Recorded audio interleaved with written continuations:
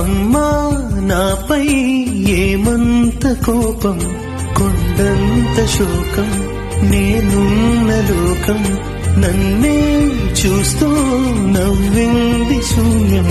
నాకే ఎందుకు శాపం, జన్మల గతమే చేసిన పాపం. పగలే దిగులైన నడిరేయి ముసిరింది, కలవర పెడుతోంది పెను చీకటి.